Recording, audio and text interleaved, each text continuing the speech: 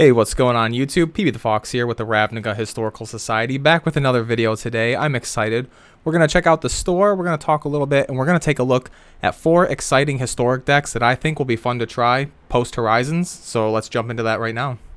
Now, as for the store, I haven't seen these today, so let's take a peek at our daily deals. Real quick. Oh! Well, there you go. It's a great day in the store. If you're into the cosmetics at all, 60% off of the Shocklands, that's a great one. A little bummed out that I can't take advantage of this great deal, but a little bit happy that I already have. I bought them all, just because why wouldn't you, right? They get used in everything. That's a pretty cool daily deal, I gotta say. As far as daily deals go, that's an A. Maybe an A+. They could be 75% off. I guess 75% off would be an A+, so 60% off is an A. We'll give that a 95. A pretty great deal. Anyway, let's jump into the decks that I want to talk about today. So the first deck I want to talk about today is this post-Horizons Merfolk list. That's actually based off a list I used to play pre-Jumpstart, which is built around Collected Company and just dumping Merfolk onto the battlefield. There's some big, exciting additions to the deck now, though. Master of the Pearl Trident being huge. That's another 2-mana Lord on par with Mistbinder.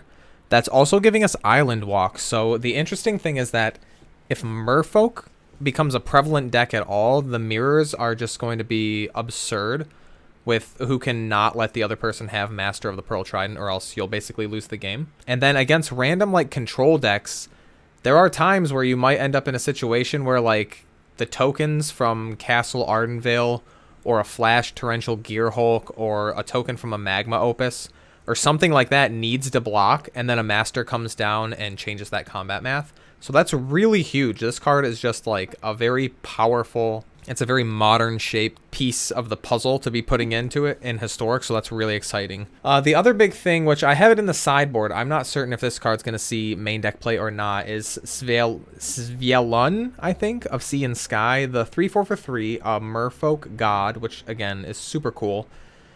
Svialun, it's so hard to say, I don't get it.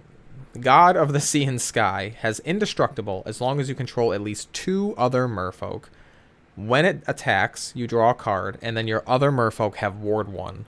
So the Ward 1 is like super annoying, right? It's better than it seems. Ward 1, you're like, okay, so they have to wait 1 turn to kill my guys or pay 1 extra mana. But screwing with someone's curve like that can really, really throw somebody off balance, especially if they're relying on a double removal spell turn. If it's like a 2 Fatal Pushes or Bloodchief's Thirst and Fatal Push or Fatal Push and Heartless Act or whatever, right? If it's a double removal spell turn, this card can absolutely shut that down, which is kind of niche, right? The double removal spell turns are pretty low percentage, but that's just kind of an interesting, even single removal spell turns can, or like somebody playing a removal spell and then following it up with some action. It's really hard when your stuff has ward. And then the kind of built-in protection to keep this card around in case of a Wrath, as long as you have 2 other Merfolk. Pretty interesting. It's definitely sort of a metagame dependent thing. Right now we see still a lot of Phoenix, which is playing both Lava Coil and Lightning Axe, right? That's the one where they discard and deal 5 damage. But both of those kill this, which kind of sucks because this doesn't have ward itself. So I'm not sure if this is quite good enough. It's similar to Kira Great Glass Spinner over here. We'll put the links to these decks all in the comments or probably in the description below. So if you want to check these out and copy them over and work on them yourself, feel free to. The sideboards here tend to be not the actual sideboards I would play, but just a smattering of cards that are options, like Kira Great Glass Spinner. Not 100% that I would play this card, although if I was going to play this deck, you definitely need something against the Jund Sacrifice list, and Kira Great Glass Spinner is really good. But these kind of do the same thing, right? Giving your other Merfolk ward and giving your Merfolk whenever it becomes a target of a spell for the first time. Like, this isn't even super good enough just because it's a 2/2, and it's so they only need to deal 3 damage to kill it, but still it's better than nothing. A bunch of Scavenging Oozes in here. Like I said, the sideboard is just really like options. Like, I don't know if I would actually play Swan Song, but if you need it, Swan Song's there and it's pretty good.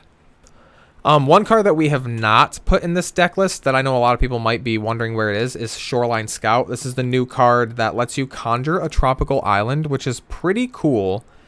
And then as long as another Merfolk or island ETB'd this turn, this thing gets +1/+0. So what I think is, like, off the rip, it's kind of a worse Kumena Speaker on the offense. The interesting thing is that you can exile Merfolk cards or lands to make a tropical, right? So basically, you can skimp a little bit on blue sources if you load up on these things and play 4 of them, just because you can convert a blue source, or you can skimp on green sources, excuse me, because you can make a green source. It's kind of weird. We'll see how that plays out. But then I don't like the fact that it's just a 1/1. I would rather play Kumena Speaker as a 2/2, and then Mistcloak Herald being unblockable is very, very good all the time. Even as just a 1/1 coming over, like, that's something that people generally have to deal with. And then once you start getting your Mistbinders and your Masters of the Pearl Tridents and your Reegeries and your Glasspool Mimics down, this thing quickly becomes like a 3/3 or a 4/4 on an unchecked battlefield and can just kill somebody. So it's pretty big. I don't like this because it doesn't do that, right? So that's kind of interesting. And then, like, obviously Mistbinder's in here. Trickster is really good. Silvergale Adept is a tier 1 Merfolk. Brazen Borrower is the kind of card where I just can't bring myself to play a blue aggressive tempo-based deck and not play Brazen Borrower. This card is just, like, so much gas in 2 slots of the deck. Like, you've got to play it. It gets rid of anything for a turn, which is generally what a tempo deck needs, is to just bounce the permanent for 1 turn.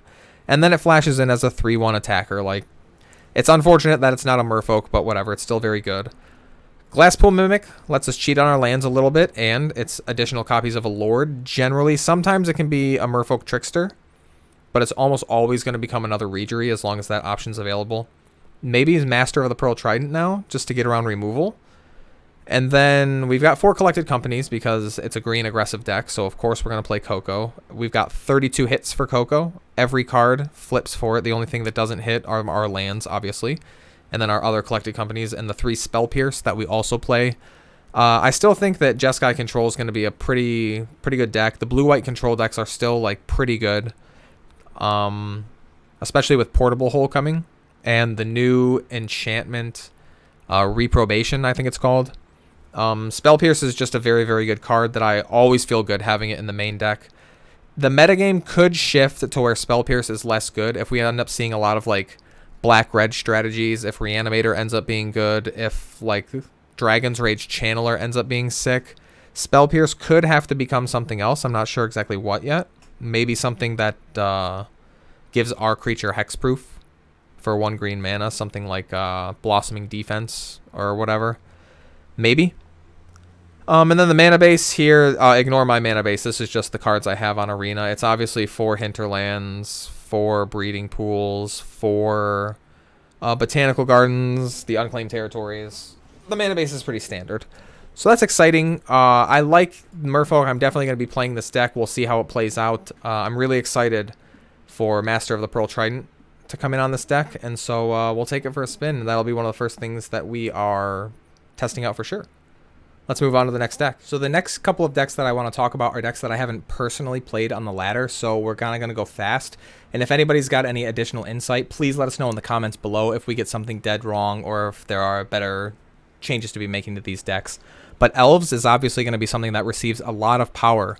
The new card Skyshroud Lookout is a 1/1 reach, which when it enters the battlefield, seek an elf card, which is one of the new mechanics, which instead of drawing an elf card, you basically draw a random elf card from your deck. That's essentially what it boils down to. A very big upgrade on top of Elvish Visionary. And what I've heard from elf players on Reddit is that the deck was, I'll quote here, 1 Elvish Visionary away from being nuts. So I originally opted to cut Jaspera Sentinel, although I've seen some lines of play. This list is not running Marwyn, and I think that might be a mistake. I think you might want to run Marwyn. Jaspera Sentinel was the card that I originally cut. I don't know if that's exactly going to be right. It might be good enough. Like I said, I don't know quite what to cut, but that card goes in there. Skyshroud Lookout goes in there. And then I like the 1 Realm Walker. I've seen people play Growing Rites of Entomlock or whatever it is, the Gaia's Cradle thing. I like playing Realm Walker because they do different things, but they do similar things. I like being able to Collected Company into Realm Walker. I don't like seeing that card come up, seeing Growing Rites come up when you cast Collected Company. So that's basically why I went this route. The Creative Hoof Behemoth is obviously the huge combo finish. You want all of these Archdruid effects. These Ren's Run Vanquishers are just the placeholders for the Sky Shroud Lookouts. Those are not in the deck. War Master, obviously nuts. Clan Caller is really good. Why wouldn't you play Llanowar Elves? Allosaur Shepherd is crazy good. So you've got these big mana effects that you definitely want to be dumping all of this mana into. Creative Hoof Behemoth, Realmwalker if you can get away with it. Finale is in here. Collected Company. We've got 4 castles. And then again, in the sideboard, just a bunch of random things that are options, not necessarily the numbers that I would essentially play them in, but just an idea of, you know, where you can start building sideboard for the new metagame. Moving on from Elves, Blue-Red Phoenix is another deck that I think this might be the perfect home for Dragon's Rage Channeler. So I know a lot of people have been saying that they think Sprite Dragon is the cut for this. I don't think that's true at all. I think Stormwing Entity is the cut. Stormwing Entity here is usually a 2-mana 3/3 flying with prowess, and when it enters the battlefield, scry 2. They kind of do similar things, where this is also a 3/3 flyer. Attacks each combat if able, blah, blah, blah. I know, but it's got, whenever you cast a non-creature spell, Surveil 1, which isn't quite the scry. I think they're very, like, they're cards that run on the same axis, right? They sort of do the same thing. They get there in different ways, but the end result is very similar. So I think that's the cut. I know the prowess tends to be a little bit more exciting than this thing having Surveil, but I think that this thing being super aggressive on top of the Sprite Dragon being super aggressive makes this deck get a little lower to the ground and scarier. So, like I said, any Blue-Red Phoenix players who want to jump in the comments and disagree, let me know why Stormwing Entity is amazing, please. Feel free to do so. I would love to learn more. Like I said, I haven't played this deck personally, just because I was pretty sure it was going to get banned. Brainstorm is a hit for it, so we'll see how much this sticks around. Everything else is, this is basically just a list I copied off of, I don't know, it's probably Sandy Dog or somebody. Really, really standard looking list. 1 Crackling Drake, just because with this relying a little bit more on the graveyard, I like having this backup threat that we don't really need the graveyard. Our cards in exile also count. And yeah, so that's it. Moving on, we're going to talk about our next deck. All right, so I've saved my favorite deck for last here, the one I'm really excited to talk about, and I'm really excited to play this out on the ladder. I hope it ends up being a good strategy. Mardu Reanimator. I used to play a lot of blue-black Legacy Reanimator back in like 2010, 2011. It was really fun. I really liked reanimating big creatures like Iona and Jin Cataxias and then Grizzlebrand when it got printed. I just really, really liked the deck. It was something I enjoyed playing, like as a competitive strategy. To find something that you also just like thoroughly enjoy doing is really awesome. So I'm hoping that this deck ends up like filling that same kind of like satisfaction for me. We're using Stitcher Supplier and Faithless Looting to fill up the graveyard, and our cast of characters here, we've got 2 Elish Norns, which are really good against the aggressive decks. We've got 2 Sarah's Emissary, which is being printed into the format here with Jumpstart Historic Horizons.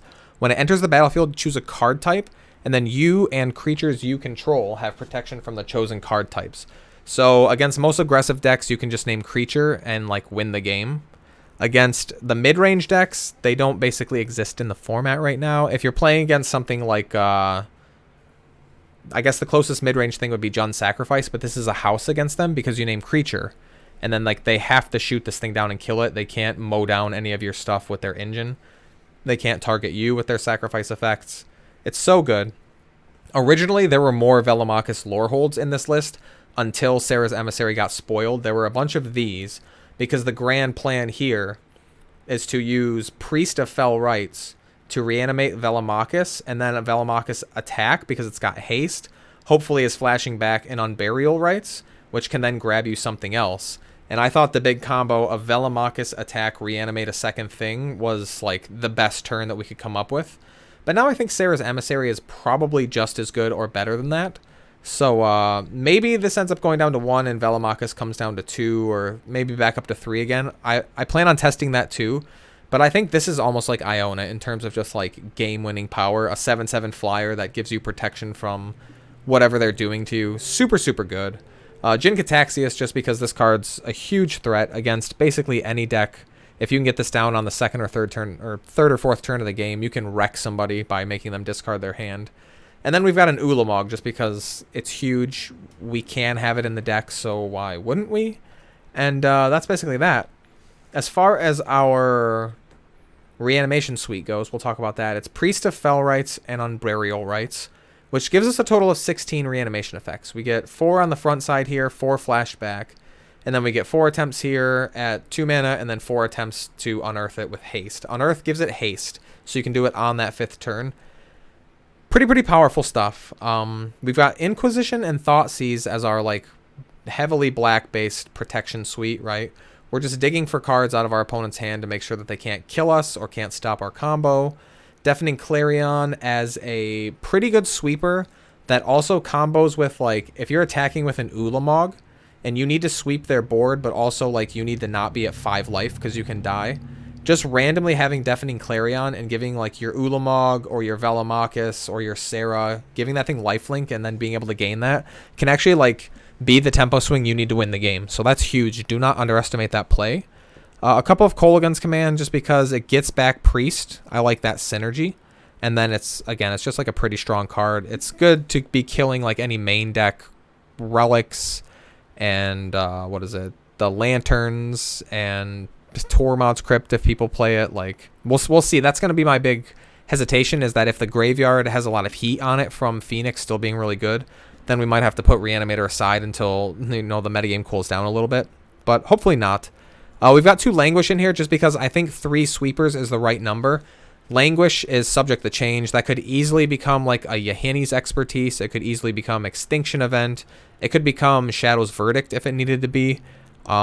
If we ever get Damnation, it would obviously become Damnation. I just think 3 sweepers... This configuration is pretty metagame dependent, so don't stick to those numbers too hard. If you think Clarion's the better card, play 2 or 3 of them. That's fine. And then we've got our Unburial Rites here. Pretty standard mana base. Don't take this for science. This is me just roughly putting it together. Sideboard options, we're going to want Cling to Dust. I like Kroxa. Pretty interesting just when we're dumping so many cards into our graveyard. Having this other axis of just like threatening them with Kroxa can be good in certain situations. 4 Lightning Helix here in the board. This is a metagame concern. There's certainly some merit to moving these 4 Thoughtseize into the sideboard and playing Lightning Helix in their place. If the metagame ends up being very aggressive with all these Elves and Merfolk and these mono white decks, if they end up being really good and we see those decks resurge, which would then lead to Jun's Sacrifice becoming very good, I think we want to put the Thoughtseizes in the board, bring the Lightning Helixes into the main, and play that. So definitely these are like kind of on a rotating, interchangeable sort of axis. Whatever's good in the metagame, that's what goes in the main deck. That's kind of a decision you need to make from week to week. Thrilling Discovery is just a card that I think is interesting. It's not in here to be in the sideboard. It's just in here so I don't forget that it exists. Kind of interesting. Gain 2. You may discard 2 to draw 3. I might test it out at some point. I just didn't want to forget about it. Anger of the Gods, obviously very good against any graveyard strategies. Something that you'll probably want access to. Maybe another Kolaghan's Command. Platinum Angel maybe should be in the main deck. If we start to see a lot of aggressive decks that can't kill a Platinum Angel, then you want that in the main. If it's looking like every deck will be able to deal with Platinum Angel, you want it in the board or maybe not at all. So again, it's just like a metagame thing. And then Sheola Dread is sort of the same. If we end up in a format where people are playing more mid-range, more control with a single creature, if Auras ends up getting really big, Sheola Dread can be absolutely insane out of the sideboard. So thanks for checking out the 4 historic decks that I'm most excited for after this new release that Jumpstart Historic Horizons comes out. I'm really excited for the Reanimator deck, like I said. I'm pretty excited for the Merfolk just because I've always wanted Merfolk to be viable like they were in the beta. So it's really cool that they're getting some love. There's a lot of new, cool, exciting things coming. Let us know in the comments down below. What decks are you going to be trying out? What cards from Historic Horizons are you most excited to see? I love reading all you guys' comments. I love talking to the community about what's going to happen moving forward, and I cannot wait for the set to launch. I'm so excited. Super, super excited. As always, I've been PB the Fox with the Ravnica Historical Society. You've all been awesome, and we will see you back here tomorrow. Have a good night.